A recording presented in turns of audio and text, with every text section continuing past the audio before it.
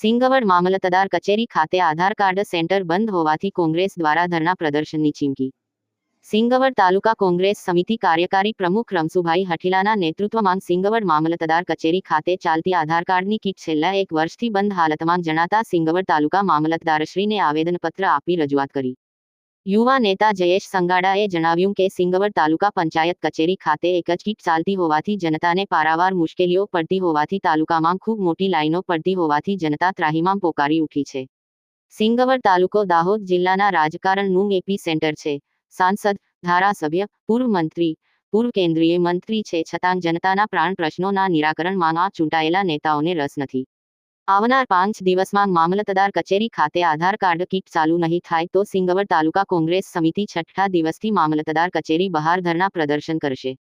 દાહોદ જિલ્લા ચીફ અંબારામ કે ખાંટ સાથે કેમેરામેન કપિલ બારી. યુવાઓ છે, વૃદ્ધો છે, બાળકો છે, આ સ્કોલરશિપ વાળા વિદ્યાર્થીઓ પણ છે. એટલે એક જ આધાર કાર્ડ સેન્ટર ચાલતું હોવાને કારણે ખૂબ જ ભીડ થાય છે. અહીંયાના કર્મચારીઓને પણ ઘણી તકલીફ પડી રહી છે, કારણ કે એક જ આધાર કાર્ડ સેન્ટર હોવાને કારણે અતિશય મોટી સંખ્યામાં લોકો અહીંયા સવારથી લઈને સાંજ સુધી લાઈનોમાં લાગે છે. એટલે મામલતદારશ્રીને પણ આજે રજૂઆત જે રીતે અમે કરી છે કે મામલતદાર કચેરી ખાતે પણ આધાર કાર્ડ સેન્ટર જલ્દી ચાલુ કરવામાં આવે, જેથી કરીને આ નાના બાળકો જો આધાર કાર્ડ માટે અહીંયા અત્યારે હેરાન થઈ રહ્યા છે. વડીલો, વૃદ્ધો, આ મહિલાઓ, માતા બહેનો પણ તમે જોઈ શકો છો ખૂબ મોટી સંખ્યામાં આજે અહીંયા ઉપસ્થિત છે.